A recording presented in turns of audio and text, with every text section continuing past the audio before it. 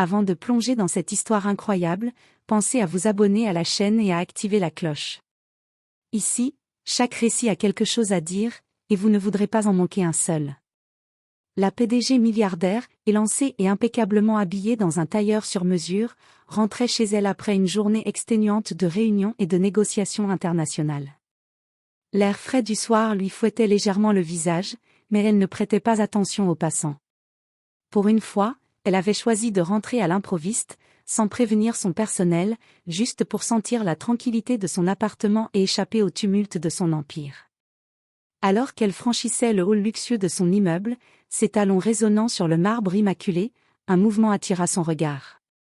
Le concierge, un homme toujours sérieux, réservé et discret, était accroupi au milieu du hall, les mains délicatement posées autour d'un petit bébé. Le contraste était saisissant, sa posture, son uniforme impeccable, et pourtant, la tendresse infinie avec laquelle il berçait le nourrisson.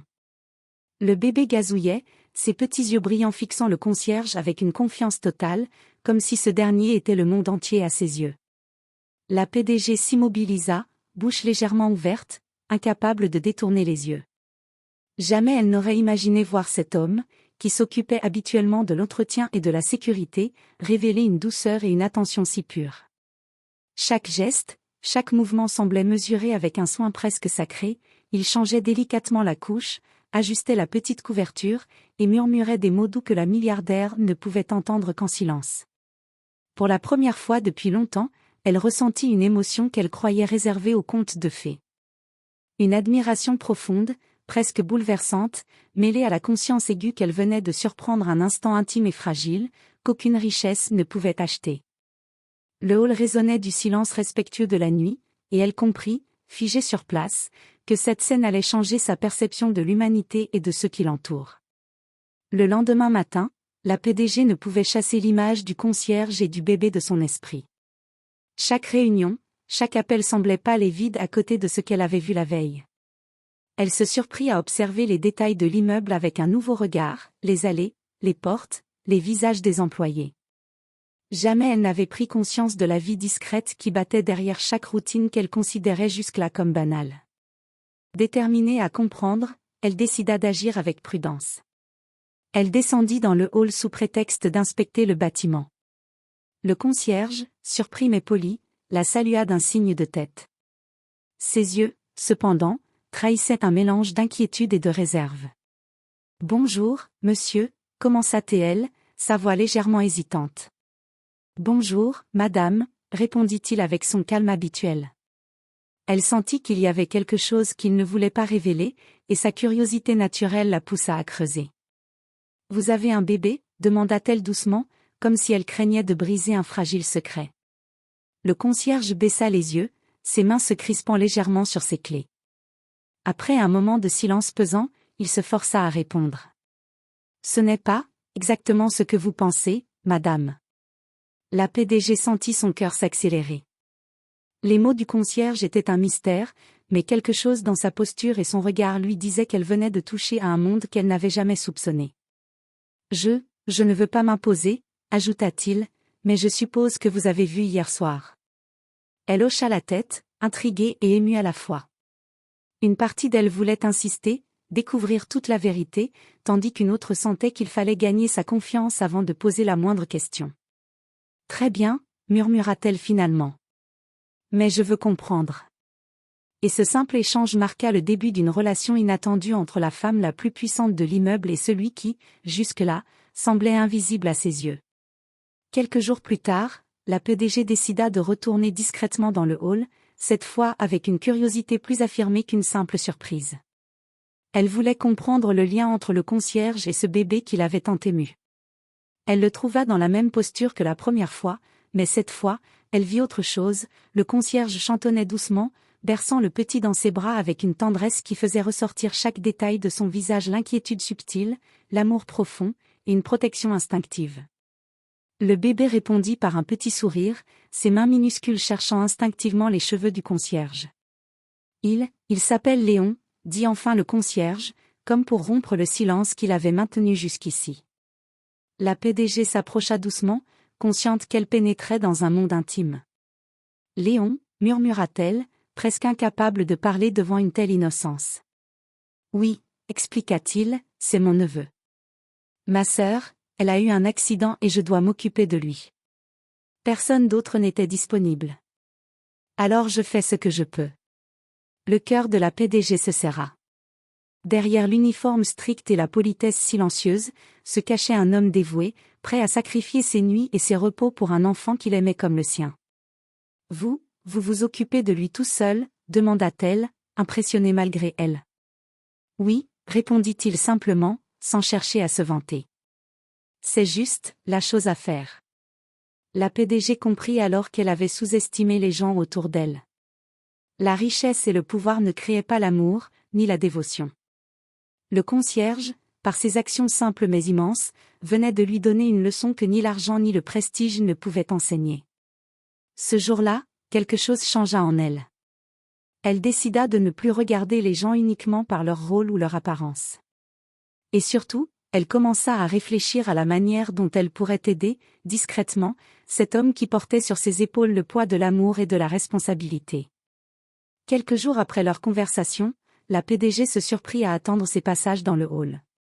Elle ne voulait pas s'imposer, mais elle sentait un besoin étrange de se rapprocher de ce monde qu'elle venait de découvrir.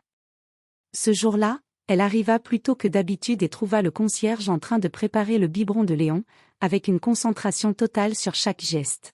« Bonjour », dit-elle doucement, presque timidement. Le concierge sursauta légèrement, puis esquissa un petit sourire. « Bonjour, madame, je ne m'attendais pas à vous revoir si tôt. Je voulais juste voir comment vous alliez, murmura-t-elle, consciente que sa présence pouvait sembler intrusive. Le concierge baissa les yeux sur le bébé, puis leva le regard vers elle, avec une sincérité désarmante. Léon est un enfant formidable. Mais il me rappelle combien il est difficile de tout faire seul. La PDG sentit son cœur se serrer. Elle savait qu'elle devait agir, mais avec délicatesse. Peut-être que je pourrais aider, suggéra-t-elle, hésitante. Juste un peu, pour alléger votre charge. Le concierge la regarda, surpris, comme s'il n'avait jamais imaginé qu'une personne de son rang puisse proposer quelque chose d'aussi simple et humain. Vous voulez vraiment aider ? Demanda-t-il, incrédule. Oui, répondit-elle avec un sourire sincère. Je veux juste que ce petit garçon est le meilleur, et vous méritez un peu de répit. À cet instant, le bébé gazouilla joyeusement, tendant ses petites mains vers la PDG. Elle s'agenouilla doucement, et Léon se mit à rire aux éclats. Le concierge, ému, sentit une chaleur qu'il n'avait jamais connue auparavant. Ce moment marqua le début d'une relation nouvelle et inattendue, la PDG et le concierge, liés par un respect mutuel et une tendresse partagée pour un petit garçon, allaient peu à peu découvrir qu'au-delà des titres et des statuts, l'humanité et l'amour sont les forces les plus puissantes. Quelques semaines plus tard, la routine fragile mais précieuse qu'avaient commencé la PDG et le concierge fut soudainement interrompue. Un matin, alors que le concierge préparait Léon pour le départ à la crèche, le bébé se mit à pleurer de manière incontrôlable. Ses petits yeux étaient rouges, et sa détresse remplissait le hall d'une tension palpable. La PDG, qui venait juste d'arriver, se précipita vers eux. « Que se passe-t-il ? demanda-t-elle, alarmée. « Je ne sais pas, il semble avoir mal quelque part, répondit le concierge, visiblement inquiet et dépassé. Elle observa attentivement le bébé, notant la légère fièvre qui faisait briller son front et le léger frisson dans ses petites mains. Sans réfléchir, elle attrapa son téléphone et composa le numéro de l'urgence pédiatrique. « Restez calme », dit-elle d'une voix ferme mais rassurante. « Nous allons l'emmener à l'hôpital immédiatement. » Le concierge, d'abord hésitant à laisser son « Léon » entre les mains de quelqu'un d'autre, sentit un poids se lever lorsqu'il vit la détermination dans les yeux de la PDG. Elle n'était plus seulement une patronne ou une figure d'autorité, elle était devenue une alliée, capable d'agir dans l'urgence avec sang-froid et compassion. Quelques minutes plus tard, ils étaient dans la voiture de la PDG, direction l'hôpital. Le bébé, toujours agité, se calma peu à peu au contact rassurant du concierge et des gestes doux de la milliardaire. Sur le trajet, le silence fut rempli d'une compréhension silencieuse, chacun reconnaissait l'importance de l'autre dans ce moment de vulnérabilité. À l'hôpital, après un examen rapide, le médecin leur annonça que ce n'était rien de grave, juste une poussée de fièvre due à une infection bénigne. La PDG et le concierge poussèrent un soupir de soulagement, et Léon, rassuré, se mit à sourire timidement. Ce moment de crise transforma leur lien. La PDG comprit que l'argent et le pouvoir ne peuvent protéger personne de tout, mais la présence, la solidarité et la compassion sont des forces réelles qui sauvent, parfois, autant que les soins médicaux. En sortant de l'hôpital, le concierge regarda la PDG avec un mélange de gratitude et de respect. Je ne sais pas comment vous remercier, murmura-t-il. Ce n'est pas nécessaire, répondit-elle avec un sourire. Aujourd'hui, nous avons juste été là l'un pour l'autre. Et dans ce moment simple mais profond, un lien inattendu s'était forgé, plus fort que toutes les barrières de classe ou de statut. Les jours qui suivirent l'incident à l'hôpital renforcèrent la complicité entre la PDG et le concierge. Chaque rencontre dans le hall ou chaque moment passé avec Léon rapprochait leur monde, jusqu'alors si différents. La PDG, habituellement si occupée et distante, se surprenait à attendre ces instants avec impatience, tandis que le concierge, habituellement réservé, s'ouvrait peu à peu à elle. Un après-midi, alors qu'il jouait avec Léon dans le hall, la PDG s'assit sur un canapé et observa le concierge faire rire le petit garçon. Elle réalisa que ce lien, construit sur la confiance et l'attention mutuelle, dépassait le cadre de la simple aide, ils étaient devenus une équipe, une famille inattendue. Vous savez, dit-elle doucement, je pensais que l'argent pouvait tout résoudre, mais j'ai compris que ce n'est pas vrai. Ce sont les gestes simples, la présence, le cœur que l'on met dans les choses qui comptent vraiment. Le concierge hocha la tête, émouvant dans sa sincérité. Et parfois, dit-il, on découvre que les personnes que l'on croyait éloignées de notre vie peuvent devenir indispensables. À cet instant, Léon tendit ses petits bras vers la PDG. Elle le prit dans ses bras, sentant la chaleur et l'innocence de l'enfant, et réalisa que ce petit être avait changé sa perception du monde. Le concierge les regarda, un sourire discret sur le visage, ressentant une paix qu'il n'avait jamais connue. Ce jour-là, une décision fut tacitement prise, ils allaient veiller sur Léon ensemble, et dans ce processus, ils allaient s'apporter mutuellement un soutien et une amitié profonde. La PDG comprit que son rôle ne se limitait pas à commander et diriger, elle pouvait aussi protéger, aimer, et apprendre des gens autour d'elle. Alors qu'ils quittaient le hall pour rentrer chez eux, main dans la main avec le petit garçon entre eux, la PDG se sentit légère pour la première fois depuis des années. Elle sourit intérieurement, consciente que parfois, les rencontres les plus inattendues transforment non seulement la vie des enfants, mais aussi celle des adultes qui savent voir au-delà des apparences.